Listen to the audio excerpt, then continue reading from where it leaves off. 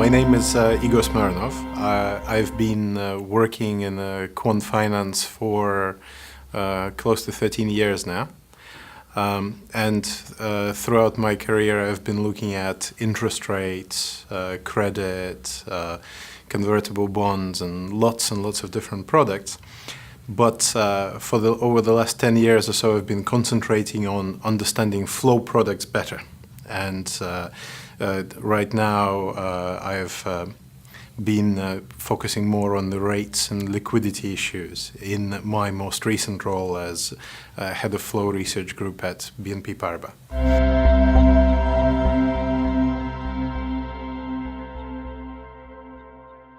Within this area, we're going to talk about not just your standard flow products like interest rate swaps, basis swaps, cross-currency swaps, CDS, and so on, but some of the general principles about what is involved in valuation of derivatives in interest rates and credit space, of which the flow products that I've just mentioned are the fundamental building blocks.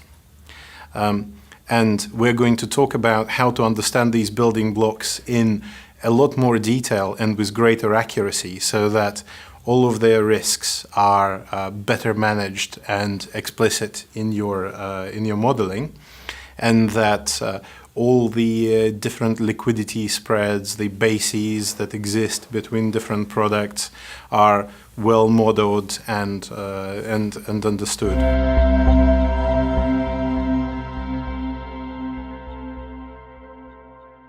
This is something that has really been exposed by the recent crisis, but it is not something that I've been looking at just since the crisis. It's actually something that I've been looking at for many years beforehand. It's just that the increased volatility in the markets and the widening levels of basis have finally brought that out into public view and made it such an important and significant topic for valuation.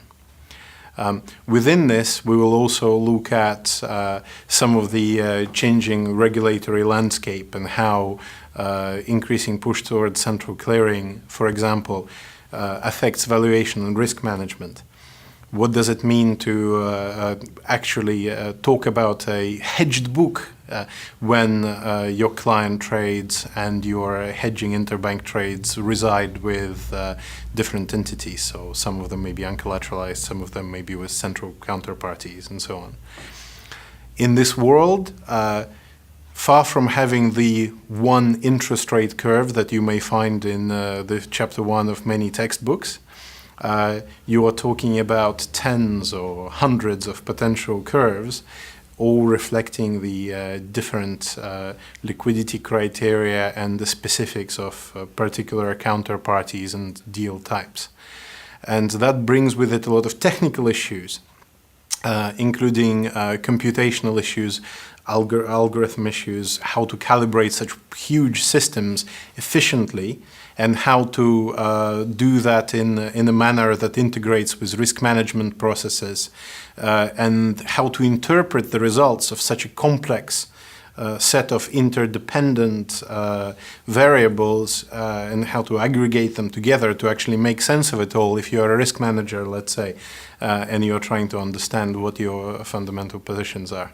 So it's a very exciting set of subjects that I would be very happy to have you come and discuss with me either in London or in New York during QuantWeek. And as well as obviously presenting what I know about this to you, I would be very happy to dynamically work through some of the questions and problems you may have, and also take on board your expertise in this area.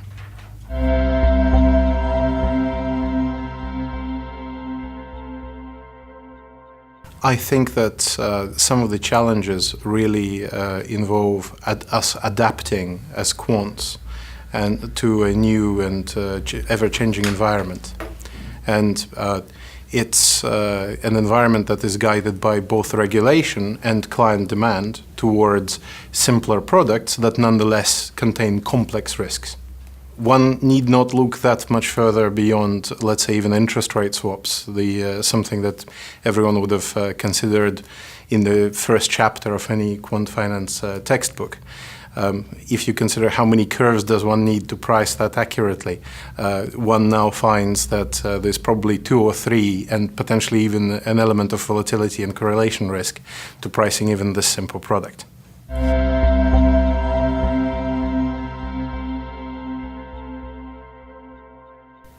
There has been an increasing awareness of a lot of the risk factors that were dormant, as it were, before the crisis, that became exposed very aggressively in the way that the basis has widened, for example, in the way that liquidity has has dropped off in a range of products, and effectively prices evaporate, and how to manage that from a quant perspective and integrate it into your valuation and risk management is an important problem.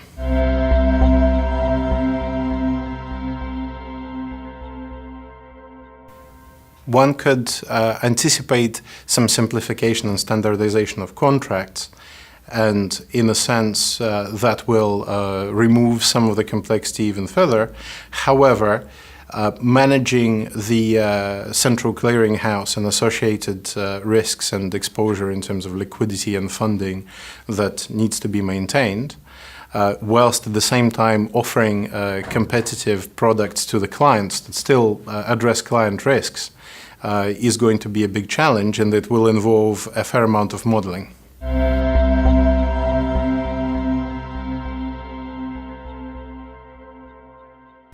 I think in terms of the skill sets that are important, mathematical skills and mathematical finance have always been identified by every participant. But as important as this is awareness of the business and the motivation behind the transactions at the bank center, because that is what should guide the modeling, and eventually that is what allows a quant to provide really good advice and good guidance to in terms of system design, risk management, and so on.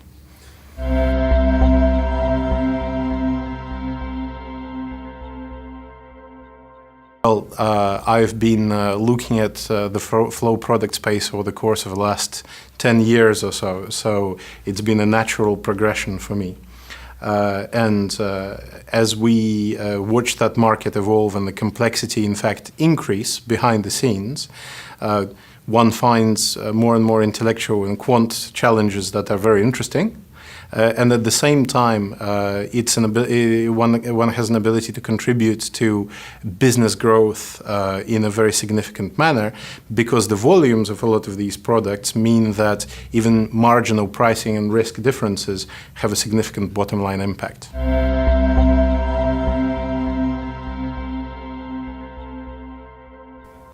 One particular problem that I think we can point to that arose during the crisis is the issue that surrounds collateralized trades, whether they're bilaterally collateralized or whether they're processed through a central clearinghouse, and the disparity between the margin rates that are charged on the collateral that is posted versus how the valuation of those trades is conducted and at what level effectively you enter them. So this is something where a lot of analysis was necessary to develop the right theories for valuation. There is potentially a significant difference in value and as well in risk of the transactions, depending on whether you value them using the classical approaches, using the LIBOR curves, or whether you accurately follow the collateral terms that correspond to the specific transactions. And the realized economic value that is eventually released is much more closely linked to those collateral terms than any initial pricing convention. It's been a very interesting few years, and watching the market participants realize the implications of the changing spread levels and volatility and how these feed through the prices has been very interesting. And in particular, we've become aware of fairly significant gaps in understanding between the different players that are slowly contracting, but this is really the type of issue that I would like to talk about in the seminar.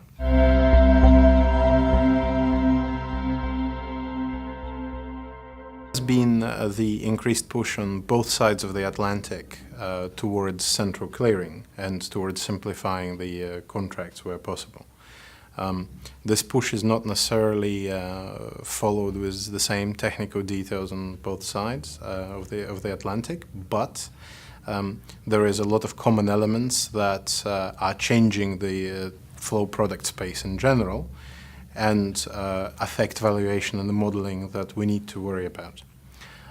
So in particular, there has been, because we have this, a lot of the more standardized collateralization, we have the issues that are surrounding the different values inherent in the different types of collateral that can be posted to back the flow product exposure.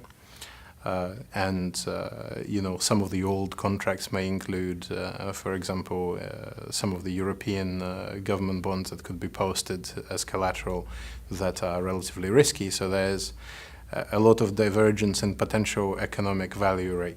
If we look more specifically, let's say, at credit default swaps, for example, so the standardization of the credit default swaps and their more common central clearing has already affected significantly the value and the way in which they are traded. And this is something that is a continuing process. And as we look at ever more clearing of, well, first already we have the interest rate swaps and the London Clearing House, and the valuation that they perform there and the margin rates that they charge all have a significant impact. And we need to basically be very accurate at modeling these effects.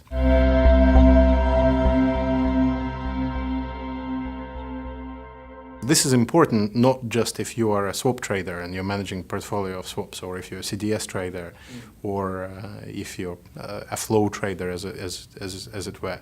But even if you are in a structured product desk that's delta hedging your risk, you need to understand exactly what those implied funding positions and implied risks that you are building up actually amount to, and how they can be valued and assessed. Eventually, through the natural hedging process, we see institutions selling a complex product, then breaking into smaller pieces and hedging using the simpler products.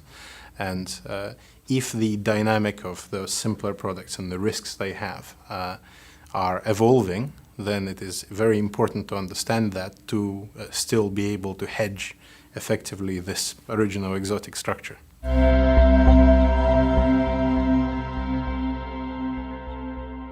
First of all, you may end up with a significantly different economic value versus the value at which you've entered the trade. So obviously this may work to your advantage, but the way that we've observed in the markets, if you are inaccurate in your model, then you tend to get picked off on the side that loses you money. Therefore, I would be quite concerned if my curves and in general understanding of flow and the risk modeling of it was not up to scratch, even if in fact I was trading an exotics portfolio. Without a solid foundation on which to base your risk management and pricing, you can't proceed further. I think that to focus right now on esoteric aspects of structured products would be a bit misguided, given the significant value impacts that can be observed from getting those fundamentals right or wrong.